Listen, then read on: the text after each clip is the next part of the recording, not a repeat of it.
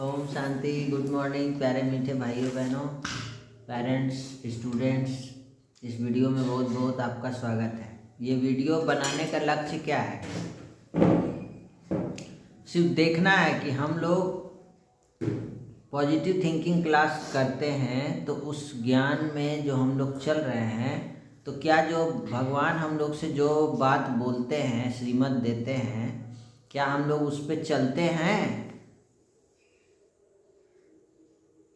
ये खाली बोलने से हो जाएगा? ओम नमः शिवाय। भगवान क्या बोलते हैं उसको सुनना है, उसको जिंदगी में धारण करना है। ये जो पी रही है ये आंवला जूस है। क्या है? आंवला जूस। तो हमारा फर्स्ट फूड ही यही होना चाहिए। पहला फूड क्या? जूस होना चाहिए। कोई भी ग्रीन जूस पी सकते हैं। आंवला भी है, पुदीना है, पालक है, खीरा है, कुछ भी। पहला फूड कोई ग्रीन जूस सफाई करता है पेट। स्टार्टिंग सुबह में तो हो गया गर्म पानी, उसके बाद अभी 8 बजे आंवला जूस। तो ऐसे भगवान ने कहा कि हम बच्चों को, भगवान आते हैं हमारा संस्कार परिवर्तन करने। आज बाबा ने कहा है कि जैसा संस्कार रहेगा वैसा अगला जन्म मिलेगा। अगर कोई दारू पीते पीते शरीर छोड़ा है तो अगला जन्म में बच्चा से ही दारू पीना चले, संस्कार लेके गया है ना। अगर किसी को जूस पीने का संस्कार है, एगो अंकल तो दारू पी के एगो झाड़ी तरह पूरा लेट गए थे। एगो अंकल कहाँ देख ली? जब ट्यूशन से आ रहे थे घर। बताइए क्या हालत है उसके? मम्मी उसके जो माँ बाप होंगे उसको खोज रहे होंगे, उसके बच्चे होंगे वो उसको खोज रहे होंगे कि पापा कहाँ गए, अब पापा कहाँ सोए पड़े हैं झाड़ी में, इतना शराब पी लिया है। तो ये सब क्या है? ये सब संस्कार है।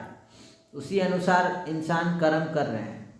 संस्कार इतना ऑटोमेटिक हो गया है कि वो अपने आप, वो शाम होता है और दारू पीना अपने आप कदम बढ़ जाते हैं। शाम 4 बजा और चाय पीना चालू। तो आज हम लोग देखेंगे कल की मुरली से 2 शब्द क्या क्या था। 16 जनवरी, अर्थ अनर्थ, नया पुराना, बेहद हद, अबूल भूल, रूहानी जिस्मानी। और बाबा ने हम बच्चों को सम्मान क्या दिया था कि हर कर्म को क्या करो, यथार्थ कर्म करना है, विधि से सिद्धि मिलेगा। ठीक है। होमवर्क भी ये लोग का बना हुआ है। रात में क्या क्या बनाई है देख लीजिए। नहीं आता था तो आत्मा। तो ये क्या बनाई है? ये सब दिल बनाई है। और ये क्या है? ये लाइट हाउस है। लाइट हाउस का भी फोटो बना दिए।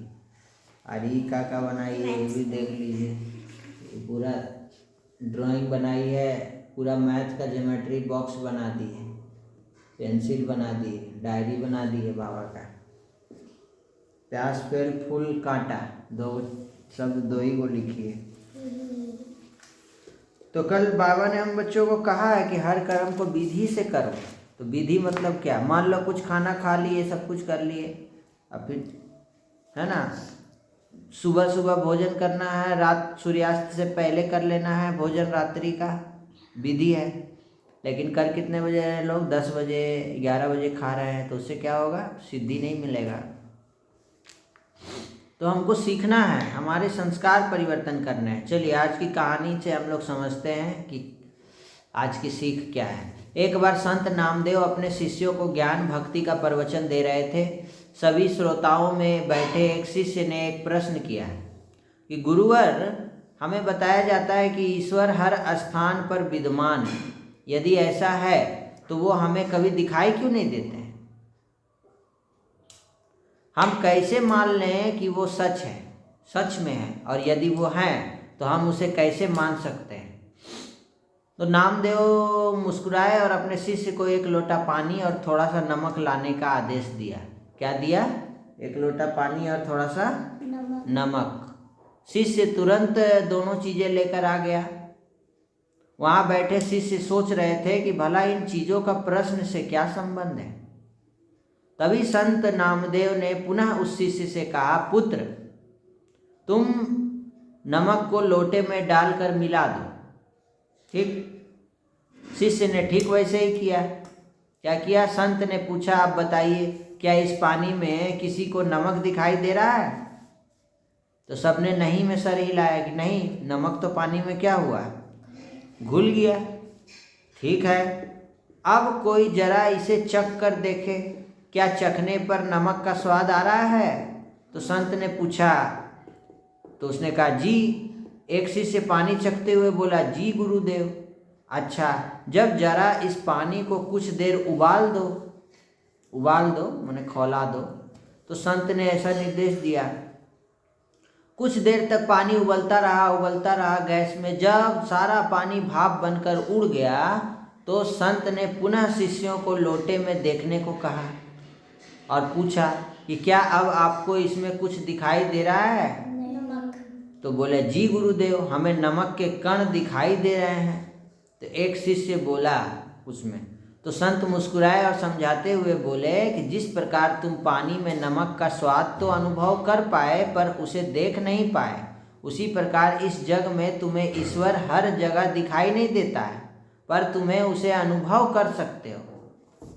और जिस तरह अग्नि के ताप से पानी भाप बनकर उड़ गया और नमक दिखाई देने लगा, उसी प्रकार तुम ध्यान, सत्कर्म, मुरली सुनना, योग करने से क्या होगा, अपने विकारों को अंत करके भगवान को प्राप्त कर सकते हो।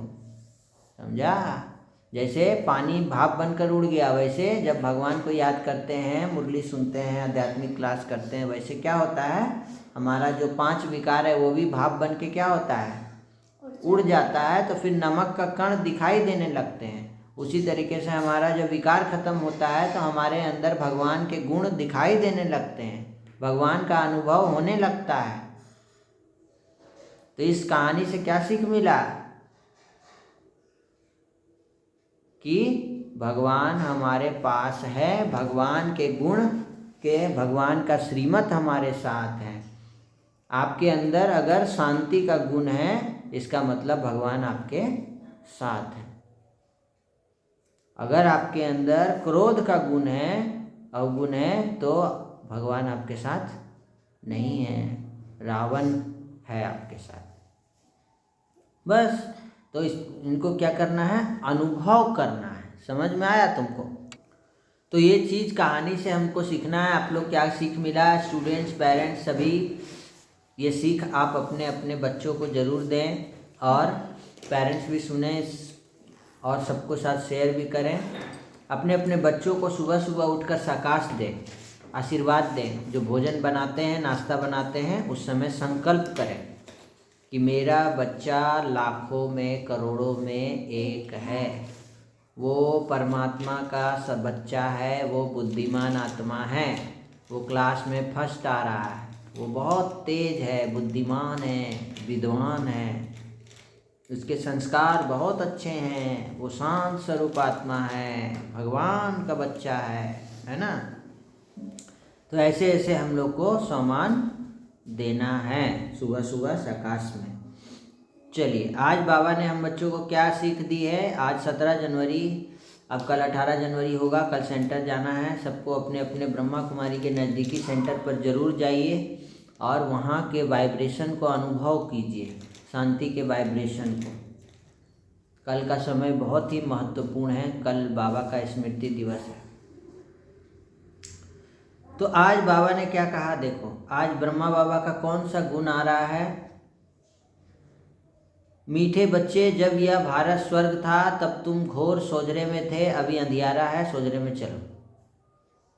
एक समय था जब बहुत प्रकाश ही प्रकाश था, ये दुनिया बहुत ही अच्छी थी, सोने की चिड़िया कहते हैं ना, भारत सोने की चिड़िया, जहाँ डाल डाल पर सोने की चिड़िया करती है बसेरा, वो भारत देश है मेरा। भारत माता की जय बोलते हैं। कभी पिता की जय बोले? नहीं। या फिर कोई और देश का नाम बोले? अमेरिका माता की जय, नहीं। रसिया माता की जय बोले? नहीं। क्या बोलते हैं? भारत माता की जय। तो क्या है? भारत माता है ना। तो एक समय था जो यहाँ पे बहुत ही सुंदर माहौल राम राज्य था, लेकिन अभी क्या हो गया है? तो अभी बाबा फिर से आकर के इसको राम राज्य बना रहे हैं। और बाबा बच्चों को कहानी सुनाते हैं। क्या? कौन सी कहानी सुनाते हैं बाबा अपने बच्चों से? बाबा अपने बच्चों से कहानी 84 जन्मों की कहानी सुनाते हैं कि एक समय था जो तुम सतयुगी देवी देवता थे, फिर जन्म लेते लेते नीचे पुनर्जन्म में आते आते अभी क्या बन पड़े हो। तो ये कहानी बाबा सुनाते हैं। द्वापर युग में तुमने क्या किया, त्रेता में क्या किया, कलयुग में क्या किया, अब क्या करना है, आगे क्या करना है, ये सब बाबा हम बच्चों को समझाते हैं मुरली में।